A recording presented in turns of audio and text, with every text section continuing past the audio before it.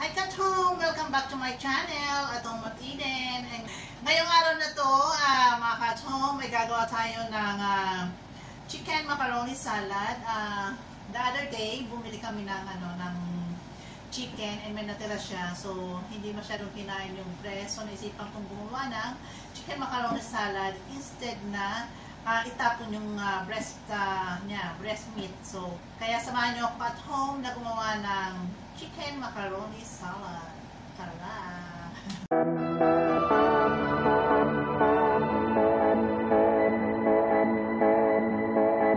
So, ito mga kathong, may pinakulo na akong mainit na tubig and ilalagay natin ang macaroni. So, meron ako itong 500 grams para sa macaroni. Magagawin natin. And ilagyan ko siya ng asin, ng tubig. Ito na lang natin ito. Very simple lang ito kathong. So, very simple lang ito kathong, kaya antayin lang natin kumulo yan at lumambot and pagkahalo-haluin lang natin ito. At yun nga, instead na masayang yung chicken kathong ginawa ko, naisipan ko na since meron naman kami mga ingredients and nung tira pa nung New Year, yun, bumili lang ako ng mayo and then ng pineapple chunk. So, yun lang binili ko. And then, the rest is meron na kami. So, yun.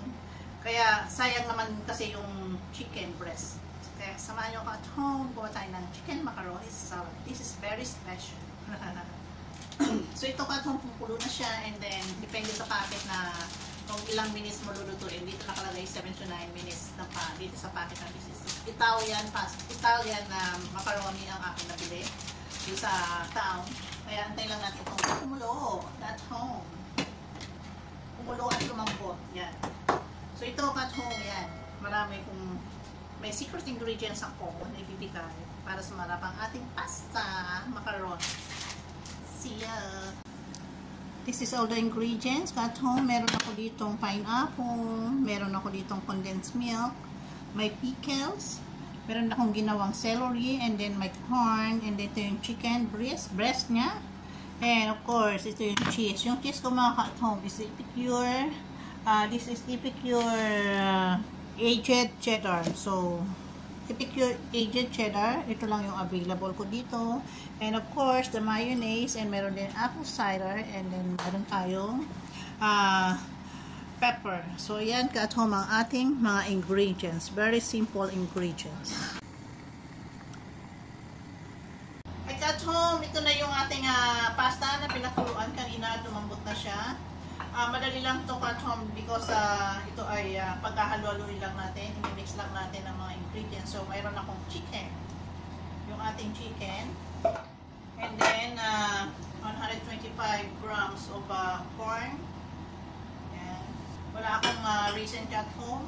Depende sa inyo kung gusto nyo lagyan ng raisin. Hindi ako nakabili. Sabi ko nga kung ano lang nandito sa bahay namin. Ang inilagay ko na ingredients. And meron doon sa town, dito sa may gilid namin, meron diyang tindahan. Sa service station, doon ako bumili ng pineapple kasi parang gusto may pineapple. And then ito ay celery. Mix lang natin ito mga ka-home. Na pineapple. Mix lang natin. And at home, ito yung pickles. Meron din siyang pickles.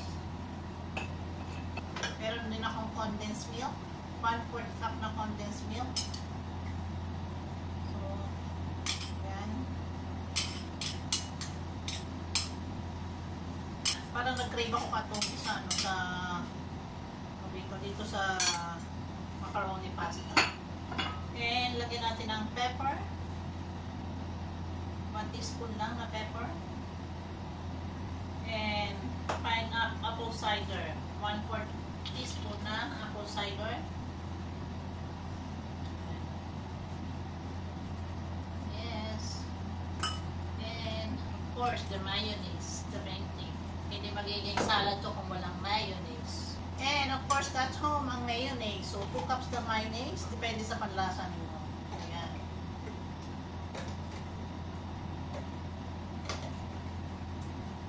Pero mix together.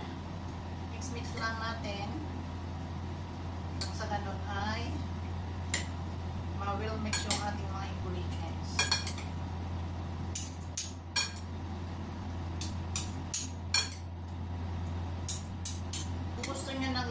raisin at home or diesel cream. Pwede rin sa inyo lagyan. Pero sa akin tama na ito. Hindi na kailangan lagyan ng neso. Well, combine lang natin ang mga ingredients. Ayan, may yellow, may green. So, parang napakasarap na ito. And of course, at home, lagyan natin ng cheese. Yung cheese at home, depende sa inyo kung anong lalagay nyo. Pwedeng mozzarella. So, kung ang sinabi ko nga kanina, na kung ano lang meron dito sa bahay, yun lang yung nilagay ko. Meron kami dito yung binanggit ko kanina na ito ay cheddar cheese. So, yan. Cheddar cheese. Well, combine.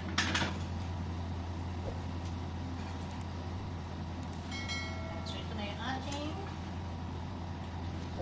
salad. Macaroni chicken, macaroni salad. So, ubusin natin itong cheese at home. Yan. Cheddar cheese ang ilagay ko at home. Kung ano available na cheese, depende sa inyo. So, ako yung nasa bahay lang namin, yun lang inilagay ko na cheese kasi hindi nga kami nakalabas and malayo. Kaya yan. So, yan na, at home. Napakasarap na nito. Oh my gosh. Haluin nyo lang maiging at home. Mix, mix, mix well. Wala akong medyo malaking lalagyan. Pero okay lang. Mix ko naman siya. So, yan. Na-mix ko na siya. And then, medyo kulang pa yung depende sa panlasa. Depende sa panlasa ninyo kung lalagyan nyo pa ng mayonnaise. Pero sa akin, medyo kulang pa. Pero masarap kasi medyo maraming mayonnaise, di ba? So, yan. This look yummy. Ayan. Lagyan pa natin ng konting mayonnaise. Mas maraming mayonnaise, mas masarap.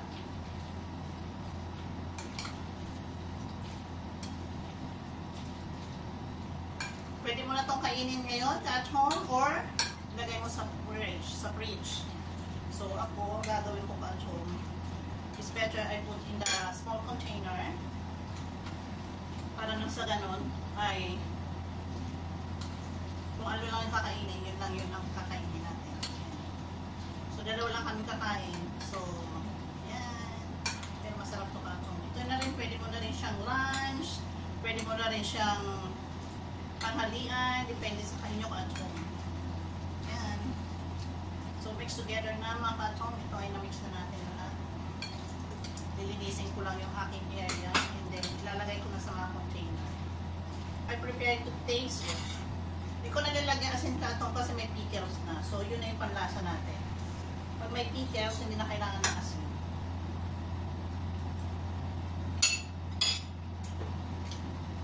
Sarap.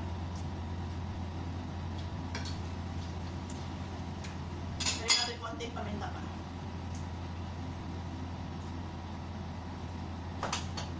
And then mix well. Combine well.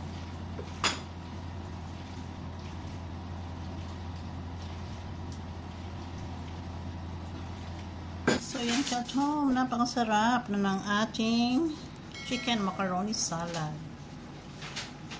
Tikman ko dito ito. Very good. Nakatong lagay natin sa mga container nang sa ganon ay hindi lahat siya ay pangkainan. So ilagay lang sa container nang sa ganon ay may impact pa rin. And then ilagay mo sa fridge. Yan. Kung alin yung kakainin yun lang yun. Para hindi siya lumasak.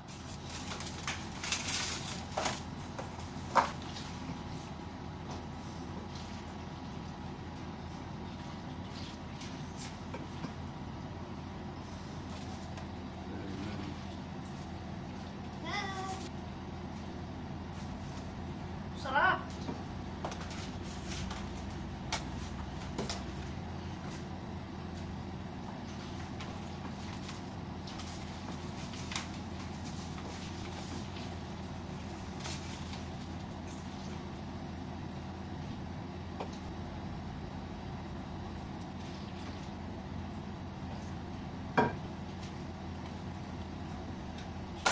First to, ay leftover. Nakainin ko na.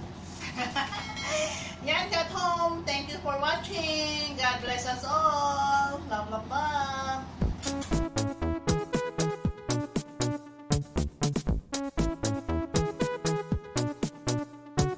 Happy is the perfect word to describe how I feel. When I'm with you, I'm at ease. I can let down my